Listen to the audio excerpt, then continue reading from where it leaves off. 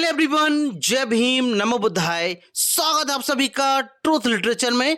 आज हम बात करेंगे कृष्ण और महाभारत के बारे में। ग्रॉक के माध्यम से हम जानने का प्रयास करेंगे कि कृष्ण और महाभारत की क्या सच्चाई है, क्या यह वास्तव में महाभारत और कृष्ण के कोई सबूत मिलते हैं या फिर नहीं, या फिर ये सिर्फ एक प्रोपेगेंडा और काल्पनिक कहानी मात्र है। तो आइए शुरुआत करते हैं और जानने का प्रयास करते हैं। तो हमने पहला सवाल ग्रॉक से पूछा कि कृष्ण कितने साल पहले हुए थे, शॉर्ट में हमें बताएं। तो सबसे पहले ग्रॉक ने सोचा और आंसर दिया, बताने का प्रयास किया कि कृष्ण का जन्म लगभग 5000 साल पहले हुआ था। यह एक अनुमान है और अलग अलग स्रोतों में उनके जन्म का समय भिन्न भिन्न बताया गया है। फिर हमने ग्रॉक से और सवाल पूछा कि क्या आपके पास कृष्ण का 5000 साल पुराना पुरातात्विक सबूत या फिर अभिलेख है जिससे 5000 साल पुराना कृष्ण का जन्म साबित हो। फिर सोचा, फिर क्या बोला, नहीं, मेरे पास कृष्ण का 5000 साल पुराना पुरातात्विक सबूत या अभिलेख नहीं है जो यह साबित कर सके कि कृष्ण 5000 साल पहले अस्तित्व में थे। वर्तमान में उपलब्ध पुरातात्विक साक्ष्यों के आधार पर इस दावे का स्पष्ट समर्थन नहीं मिलता है।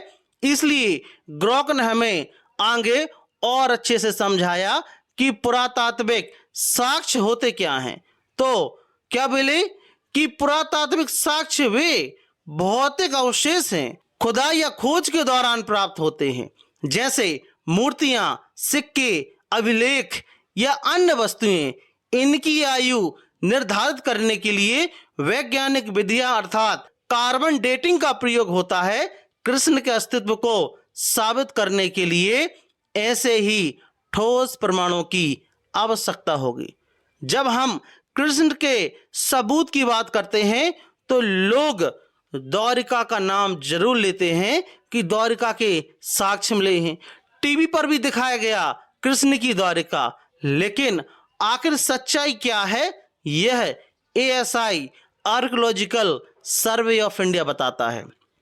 क्या बताता है कि द्वारका शहर, जिसे हिंदू धर्म ग्रंथों में कृष्ण की राजधानी माना जाता है, कि समुद्र तट पर भारतीय पुरातत्व सर्वेक्षण ASI ने उत्खनन किया था।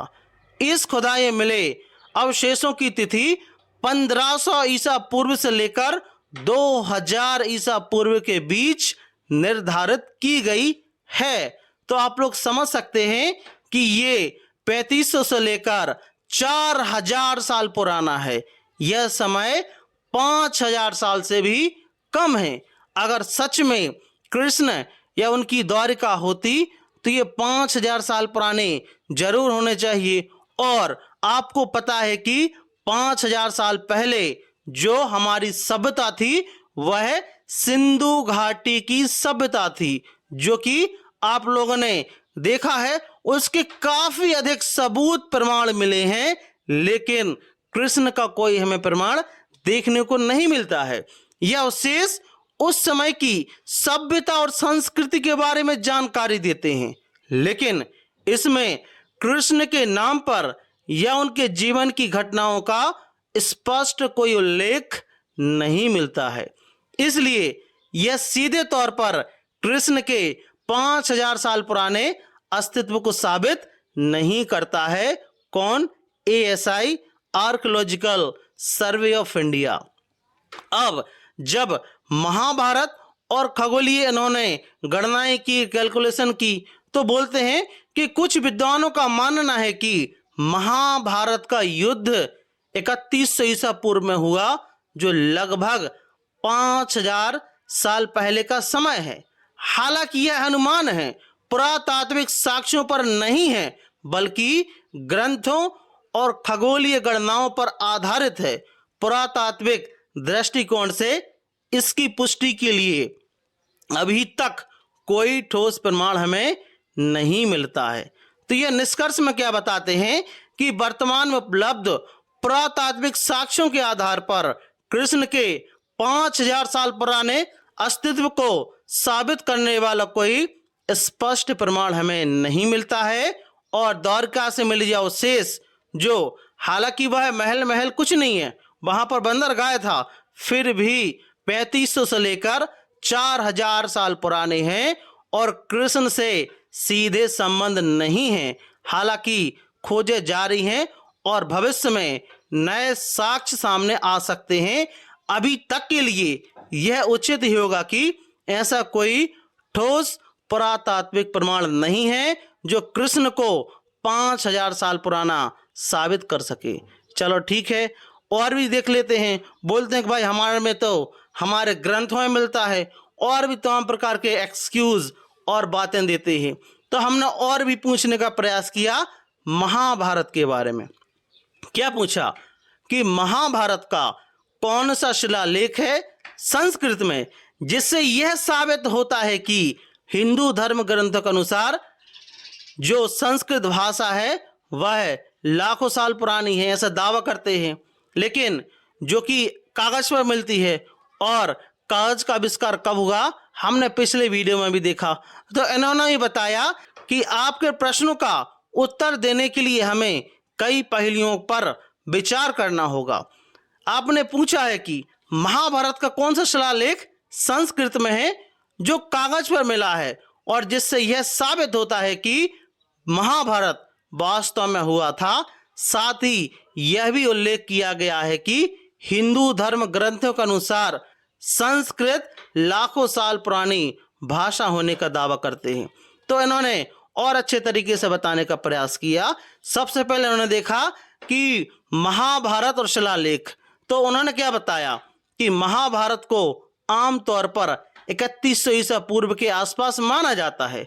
हालांकि इनकी सटीक तारीख और ऐतिहासिकता विवादित है, इसमें डिस्प्यूट है, लेकिन पुरातात्विक और इतिहासकारों के अनुसार महाभारत काल से संबंधित कोई भी शिलालेख अभी तक नहीं मिला है जो स्पष्ट रूप से संस्कृत में हो और जिससे यह साबित हो सके कि महाभारत घटनाएं वास्तव में हुई थी। महाभारत का सबसे पुराना लिखित वेद व्यास द्वारा रचित महाभारत ग्रंथ है जो संस्कृत में है, लेकिन बहुत बाद में लिखित रूप में आया है, न कि महाभारत काल के दौरान। और उन्होंने बताने का प्रयास किया कि संस्कृत भाषा का लिखित रूप, तो संस्कृत निश्चित रूप से प्राचीन भाषा है, यह ग्रोक बोलता है, और हिंदू धर्म ग्रंथ जैसे वेदों में इसका प्रयोग हुआ है। यह सच है कि वेदों को शुरू से ही मौखिक रूप से संरक्षित किया गया था और उन्हें बाद में लिखा गया, ऐसा ग्रोक का मानना है। लेकिन हम लोग भी यह बात नहीं मानते हैं कि जो वेद हैं मौखिक आए थे, क्योंकि कोई बात मौखिक आना असंभव है। जबकि उस समय पर जो स्क्रिप्ट, जो हमें शिलालेख मिले हैं, जैसे कि सिंधु घाटी सभ्यता के जो अवशेष मिले हैं और जो रिटन स्क्रिप्ट मिली है, वह अलग बात है कि हम उसको पढ़ नहीं सके, लेकिन उस समय पर लिखा जाता था, यह बात तो होती है। तो यह दावा कि संस्कृत लाखों साल पुरानी है, वैज्ञानिक और पुरातात्विक दृष्टिकोण से अतिशयोक्ति माना जा सकता है, क्योंकि मानव सभ्यता और लिखित भाषाओं का इतिहास कुछ शताब्दियों तक सीमित है। संस्कृत भाषा का लिखित रूप कब से प्रचलित हुआ यह स्पष्ट नहीं है, लेकिन महाभारत काल 3100 ईसा पूर्व में इसके लिखित कोई साक्ष्य नहीं मिलते हैं। उस समय लेखन के लिए भोजपत्र, ताड़पत्र या पत्थरों का उपयोग होता था। तो जब मैंने चाणक्य पर वीडियो बनाई थी तो लोगों ने गाली देकर काफी भोजपत्र और ताड़पत्र की बात की थी कि उस समय पर कागज नहीं थी तो क्या, लेकिन भोजपत्र और ताड़पत्र तो थे। लेकिन फिर हमने एक सवाल पूछा। क्या पूछा आप लोग देख सकते हैं कि क्या रामायण, महाभारत भोजपत्र, ताड़पत्र या पत्थरों पर लिखा हुआ मिला है? अगर प्राप्त भी हुआ है तो कितना पुराना है? यह जानकारी दें। तो इन्होंने क्या बताया कि रामायण और महाभारत मूल रूप से मौखिक परंपरा से चले, लिखित रूप बाद में मिले हैं। वही बात जो इनको सोर्स मिला होगा ग्रोक को, कोई मूल भोजपत्र, ताड़पत्र या पत्थर पर लिखा हुआ महाभारत या रामायण का दस्तावेज जो उनके क्रमशः 1200 ईसा पूर्व 31 ईसा पूर्व के हों, ऐसा कोई भी दस्तावेज या फिर पत्थर पर लिखा हुआ नहीं मिला है। जो प्राप्त पांडुलिपियां मिली हैं तो सबसे पुरानी रामायण और महाभारत की पांडुलिपि जो ये लोग मानते हैं इन्हीं के अनुसार कि भोजपत्र और ताड़पत्र पर है, जो कि 4वीं और 5वीं शताब्दी अर्थात 1500 से 1600 साल पुरानी है। चलो मान भी लिए इनके अनुसार, लेकिन फिर भी इसका कोई सबूत नहीं मिलता है। तो पत्थरों पर रामायण या महाभारत का कोई मूल अभिलेख प्राप्त नहीं मिला, जबकि बुद्ध के सबूत मिलते हैं। बाद के शिलालेख जैसे 2वीं शताब्दी ईसा पूर्व के हेलियोडोरस स्तंभ में केवल संदर्भ मिलते हैं, वो भी मूल ग्रंथ नहीं है। लेकिन जो ग्रोक बोल रहा है कि जो हेलियोडोरस का जो स्तंभ है वह कृष्ण से संबंधित है, ये बात कर रहे हैं, तो वह भी उससे संबंधित नहीं है। इस पर हम एक विशेष वीडियो बना सकते हैं। तो इसका जो मूल निष्कर्ष है क्या निकला कि कोई भी लिखित साक्ष्य नहीं मिला है, यह सब बाद का पुराना है।